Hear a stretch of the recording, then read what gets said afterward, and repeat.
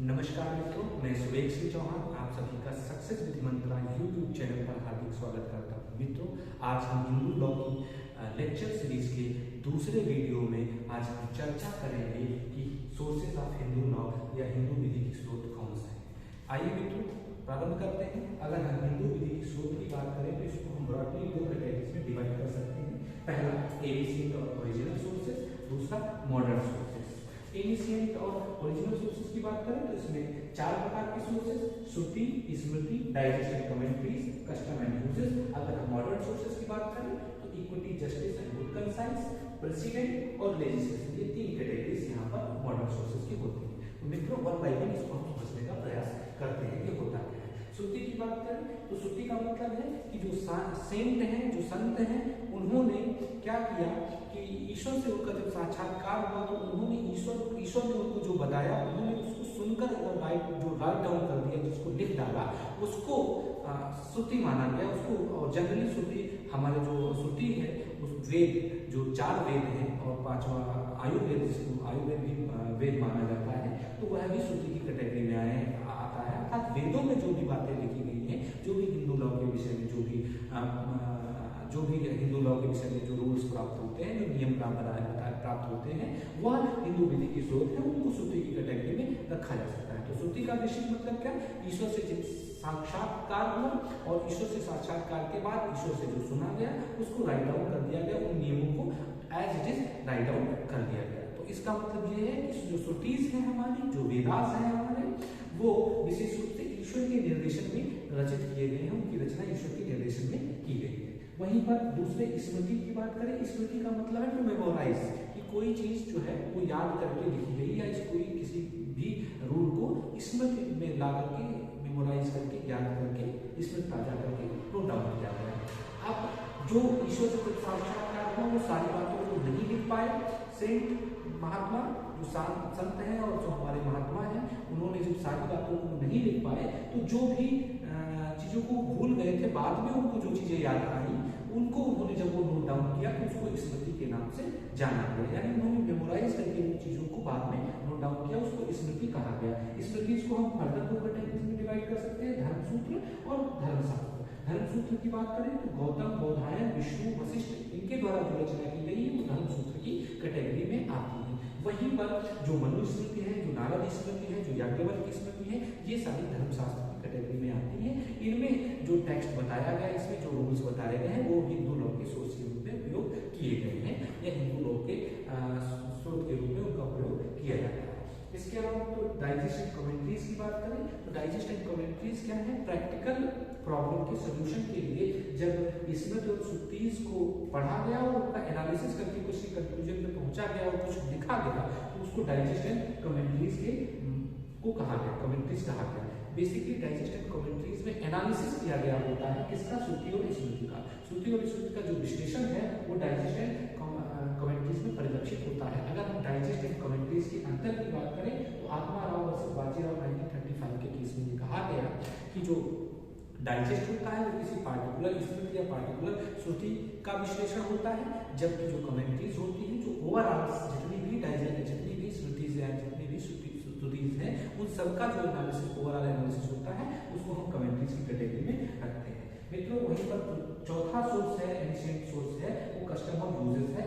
Uses custom से पहले की अवस्था है, जब कोई रूल, जो कोई नियम है वो परंपरागत कोई अस्तित्व में आता है और वो दीर्घकाल तक फॉलो किया जाता है, तो वो जब इन विशेषताओं को फॉलो कर लेता है तो कस्टम में परिवर्तित हो जाता है। कस्टम होने के लिए ये रिक्वायरमेंट है, पहले वो एनिशिएंट होना चाहिए, प्राचीन होना चाहिए, वो नियम प्राचीन होना चाहिए, वो यूजेस प्राचीन होनी चाहिए, वो यूजेस डेफिनिट होनी चाहिए, वो यूजेस लॉजिकल और रीजनेबल होनी चाहिए, वो यूजेस कॉन्टिन्यूसली और बिना किसी बाधा के, बिना किसी ऑब्स्ट्रक्शन के पीसफुली यूज की जा रही हो और वह एज ए राइट के रूप में फॉलो की जा रही हो और वह लोकनीति या अनैतिक ना हो, वह विधि के किसी प्रावधान से असंगत ना हो। तो ये विशेषताएं अगर यूजर्स में पाई जाती हैं तो वो कस्टम का रूप धारण कर लेती है और ऐसी कस्टम को हम हिंदू विधि के स्रोत के रूप में अपनाते हैं। अगर हम बात करें collector of Madurai versus Muntu Ramalingam 1868 का केस था, इसमें प्रिवी काउंसिल का जजमेंट था। प्रिवी काउंसिल ने कहा कि हिंदू लॉ में कस्टम का ज्यादा महत्व है। उन्होंने कहा clear proof of custom shall be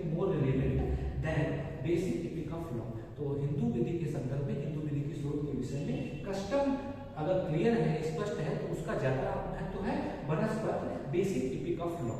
अगर वहीं पर हम हरप्रसाद बराड़ शिवदयाल 1860 के केस की बात करें तो उसमें कहा गया कि कस्टम एक ऐसा नियम होता है जिससे विधि की ताकत या विधि की शक्ति प्राप्त होती है। वो किसी परिवार में हो सकती है, किसी वर्ग में हो सकती है, किसी समाज में हो सकती है या किसी देश में हो सकती है। तो यदि किसी कस्टम को, किसी नियम को विधि की शक्ति प्राप्त है तो उसको कस्टम के रूप में ट्रीट किया जाएगा। मित्रों, हम मॉडर्न सोर्सेस की बात करें तो मॉडर्न सोर्स बेसिकली हमारे equity justice and good conscience, president and legislation है। पहला equity justice and good conscience की बात करें तो जहां पर रिटन टेक्स्ट नहीं होता है, जिनके संदर्भ में हमारे जो एडिसेट या ओरिजिनल सोर्सेस मौन होते हैं, उनके संदर्भ में जो इक्विटी है, जो साम्य है, जो जस्टिस है, न्याय है, जो गुड कंसाइंस है, जो अंतरात्मा की आवाज है, यानी उस समय उसके विषय में क्या जो परमात्मा है वो क्या सोच सकता है, क्या हो सकता है, उसके संदर्भ में उसका बेस्ट सोल्यूशन क्या हो सकता है एज ए जस्टिस के रूप में, न्याय के रूप में सबसे अच्छा या उचित क्या हो सकता है। अगर किसी मामले को, विवाद को लेकर कोई मामला आता है और उसके संदर्भ में स्मृति डाइजेस्ट या कस्टम के विषय में कुछ कस्टम किसी भी प्रारूप में वो उपलब्ध नहीं है, तो उस स्थिति में हम इसका प्रयोग करते हैं equity justice and good conscience, और इसको बेसिकली अंतरात्मा की आवाज हम मानते हैं या उस संदर्भ में क्या उचित है, क्या अनुचित है, इसके आधार पर जब डिसीजन किया जाता है, निर्णय किया जाता है, तो उसको हम equity justice and good conscience की कैटेगरी में रखते हैं। तो हिंदू लॉ में भी यही किया गया है। कुछ बातों को ये देख करके कुछ नियमों को स्थान दिया गया है, क्या साम्य है, क्या उचित है, क्या अनुचित है, और क्या अंतरात्मा की आवाज है, क्या मतलब सही है और क्या गलत है, इसके आधार पर कुछ नियमों को प्रतिपादित किया गया है। इसलिए equity justice and good conscience भी हमारा एक मॉडर्न सोर्स है हिंदू लॉ का।